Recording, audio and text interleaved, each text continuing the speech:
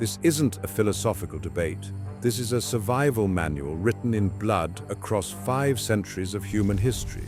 Machiavelli's lesson from Renaissance Florence cuts deeper today than ever before.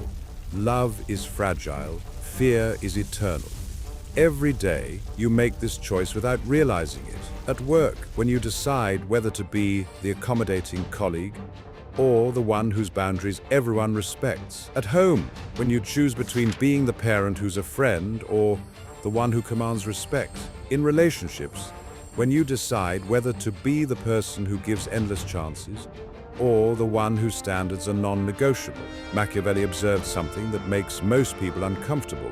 Love depends on gratitude, and gratitude dies the moment hardship arrives. But fear depends on consequence, and consequence never dies. This isn't cruelty -- This is understanding human nature at its core.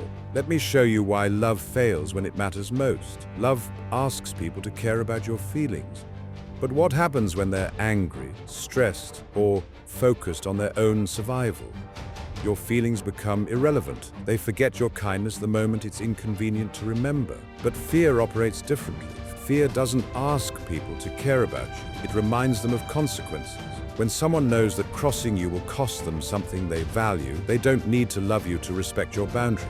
They don't need to feel grateful to treat you appropriately. Think about the most respected people in your life. Your strictest teacher who pushed you to excellence. The boss who had high standards but helped you grow. The parent who set firm boundaries but raised you right. Did you love them in the moment? Maybe not, but you respected them. And more importantly, that respect lasted. History doesn't lie, even when it hurts. Caesar was beloved by his people, celebrated as a generous leader who showed mercy to his enemies. His soldiers adored him. The Senate respected his achievements. Yet he was stabbed 23 times by men he considered friends, in a room full of people who had benefited from his kindness. Contrast this with Genghis Khan, who built the largest contiguous empire in human history. Was he loved? Hardly. But he was feared, and that fear created loyalty through consequence rather than emotion. His empire endured because it was built on reliable human psychology, the understanding that people respond more consistently to incentives and consequences than to appeals to their better nature. Napoleon understood this balance perfectly. His soldiers followed him not because he was kind, but because they knew he rewarded excellence and punished failure consistently. They feared disappointing him more than they loved serving him, and that fear drove them to extraordinary achievements. In your workplace, observe the dynamics carefully. The manager who tries to be everyone's friend often struggles with authority when difficult decisions need to be made. Their team likes them personally, but doesn't necessarily respect their leadership. When crisis hits, their authority crumbles because it was built on affection rather than competence and consequence. But the leader who sets clear expectations, follows through consistently, and maintains professional boundaries. Their team might not invite them to casual drinks, but they deliver results. They respect deadlines because they know there are consequences. They maintain standards because they understand accountability. This same principle applies in parenting. The parent who wants to be their child's best friend often raises children who struggle with boundaries and authority later in life. They've learned that rules are suggestions and consequences are negotiable. But the parent who combines love with clear, consistent boundaries raises children who understand how the world actually works. Here's what most people misunderstand about Machiavelli's teaching. He didn't advocate for cruelty. He advocated for strategic thinking about human motivation. The goal isn't to be feared for being unpredictable or harsh. The goal is to be respected because people understand that your standards are real and your boundaries have meaning. The most effective approach combines rare displays of genuine care with consistent enforcement of standards. When you help someone, it should be because they've earned it through respect and effort, not because they've manipulated you through emotional appeals. When you show kindness, it should be strategic and memorable, not constant and taken for granted. This creates what I call earned affection, love that's built on a foundation of respect rather than dependency. People appreciate you more when they know your positive attention has value because it's not given freely to everyone. Fear, in the Machiavellian sense, isn't about making people afraid of you personally. It's about creating a clear understanding of cause and effect. When people know that certain behaviors will consistently lead to certain outcomes, they can make informed decisions about how to interact with you. This predictability actually creates psychological safety in relationships, even though it might seem counterintuitive. When people understand your standards and know you'll enforce them fairly and consistently, they don't have to guess what mood you're in or wonder whether today is the day you'll finally set a boundary. Consider the difference between these two approaches. The first person says, "Please don't do that," repeatedly until they finally explode in anger. The second person says, "If you do that, here's what will happen," and then follows through calmly the first time the line is crossed, which creates more respect, which creates better long-term relationships. Love without fear creates vulnerability to betrayal because it teaches people that your care is unconditional. When someone knows they can hurt you without losing access to your benefits, some will inevitably test those limits. They'll push boundaries because they've learned that forgiveness is guaranteed and consequences are temporary. But when people understand that betraying your trust or disrespecting your boundaries will result in permanent changes to how you relate to them, they think twice before crossing those lines. They don't take your relationship for granted because they know it's conditional on mutual respect. This doesn't mean being vindictive or holding grudges forever. It means having clear standards for how you expect to be treated and being willing to adjust your level of investment in relationships based on how people choose to treat you. It means understanding that not everyone deserves the same level of access to your time, energy, and trust. In professional settings, this principle becomes crucial for advancement and respect. The employee who always says yes, who never pushes back on unreasonable requests, who absorbs extra work without negotiating compensation, often finds themselves passed over for promotions. Why? Because they've trained everyone to see them as a resource to be used rather than a professional to be respected. The person who sets clear boundaries about their time, who delivers excellent work but doesn't accept abuse, who helps others but expects reciprocity, builds a different kind of professional relationship. They're seen as valuable because their cooperation isn't guaranteed. It's earned through mutual respect. This doesn't mean being difficult or uncooperative. It means being strategic about when you say yes and ensuring that your willingness to help is met with appropriate recognition and reciprocity. In personal relationships, many people make the mistake of believing that unconditional love means unconditional acceptance of poor treatment. They think that setting boundaries or having standards somehow diminishes their love or makes them less giving, but healthy relationships require both elements, genuine care combined with clear expectations. When you love someone enough to hold them accountable for their behavior, you're actually showing more respect for their potential than someone who enables their worst impulses.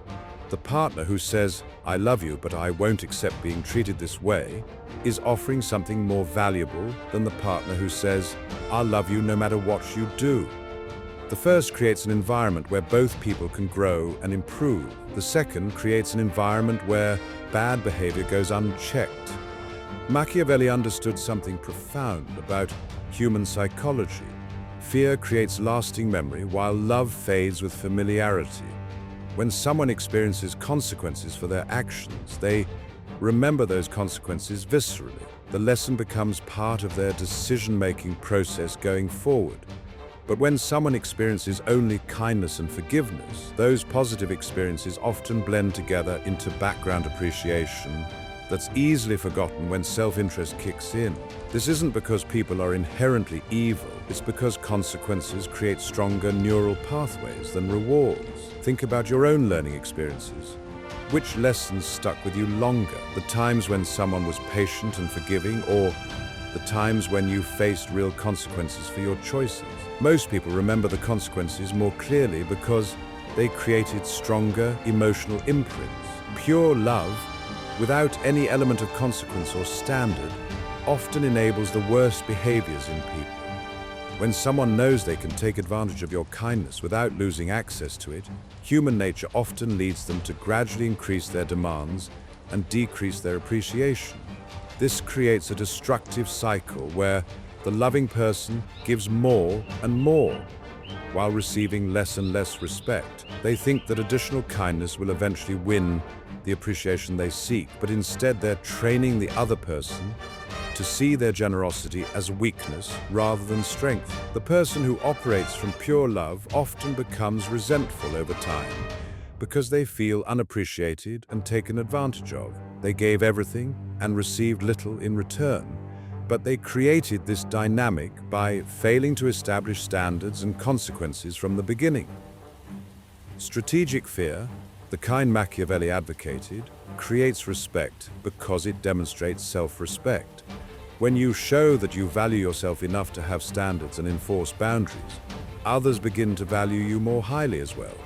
You're not easy to take advantage of, so your cooperation becomes more meaningful. This approach also tends to attract higher quality relationships. People who respect boundaries and respond well to clear standards are generally the kind of people you want in your life. Those who push against boundaries and resent consequences often reveal themselves as people who are looking to take advantage of your good nature. When you operate from this principle, you find that you spend more time with people who appreciate you and less time with people who drain you. This isn't because you've become harsh or uncaring. It's because you've become selective about where you invest your emotional energy. Implementing this principle doesn't require dramatic changes to your personality. It requires strategic changes to your responses. Instead of automatically saying yes to requests, you pause and consider whether this serves both parties well. Instead of immediately forgiving boundary violations, you address them clearly and implement appropriate consequences. Start small. The next time someone consistently shows up late to your meetings, address it directly rather than just accepting it. Set a clear standard: I value punctuality. If you're more than 10 minutes late without notice, I'll assume you're not coming, and I'll use that time for something else. This isn't cruel, it's respectful of your own time, and it teaches the other person to respect it as well. Most people will respond positively to clear expectations because it removes ambiguity from the relationship. Great leaders throughout history have understood this balance intuitively. They care deeply about their people's success and well-being, but they maintain clear standards and expectations. They don't ask for love. They earn respect through consistency, fairness, and follow-through. This creates stronger teams because everyone understands the rules of engagement. There's no favoritism based on who's most charming or manipulative. There's no confusion about what's expected. People can focus on performing well rather than managing relationships or wondering where they stand. The leader who tries to be loved often creates chaos because different people receive different treatment based on the leader's mood or personal preferences. The leader who focuses on being respected creates clarity that allows everyone to succeed. The most important aspect of this principle is understanding its long-term effects. Love without consequences tends to deteriorate over time as people take it for granted, but respect built on clear standards tends to strengthen over time as people learn to trust your consistency. Years from now, the people who truly benefited from your life will likely be those for whom you maintained standards, not those to whom you gave unlimited chances. Your children will thank you for the boundaries you set, not for the rules you failed to enforce. Your professional colleagues will remember you for the standards you maintained, not for the times you let things slide. This doesn't mean you should never show grace or give second chances. It means those moments of mercy should be strategic and rare enough to be meaningful rather than expected. Machiavelli's wisdom isn't about choosing between being good or being effective. It's about understanding that true kindness sometimes requires setting boundaries that people don't immediately appreciate. It's about recognizing that enabling poor behavior isn't loving. It's lazy and ultimately harmful to everyone involved. The choice between love and fear isn't really a choice between compassion and cruelty. It's a choice between emotional decision-making and strategic thinking about what actually creates healthy, sustainable relationships. It's about understanding that respect is the foundation upon which genuine love can be built. not the other way around. In the end, Machiavelli's wisdom is not just theory, it's survival. Love may inspire poetry, but fear builds empires. If you wish to be remembered, if you wish to endure, if you wish to create lasting, positive change in the world, you must let go of the illusion that kindness alone will protect you, because it never will. Power is not given to the gentle, influence is not granted to the accommodating, respect is not awarded to those who never require it. Choose wisely, to be loved for a moment or to be feared, and through that fear, ultimately respected for eternity. The question isn't whether you're capable of love, the question is whether you're strong enough to demand the respect that makes that love meaningful. The world needs people who care enough to set standards, who love enough to enforce boundaries, who are kind enough to require reciprocity. Stop apologizing for having expectations. Stop feeling guilty for maintaining standards. Stop accepting the fiction that unconditional tolerance is somehow more virtuous than strategic boundary setting. You deserve relationships built on mutual respect, professional interactions based on clear expectations, and a life where your kindness is valued rather than exploited. If this message resonates with you, if you're ready to stop being taken advantage of in the name of love, if you understand that true strength requires the courage to be occasionally disliked in service of being consistently respected, then take action. Like this video, share it with someone who needs to hear this truth, and subscribe for more insights into the psychology of power and influence. Remember, you teach people how to treat you by what you accept. Make sure you're teaching the right lessons.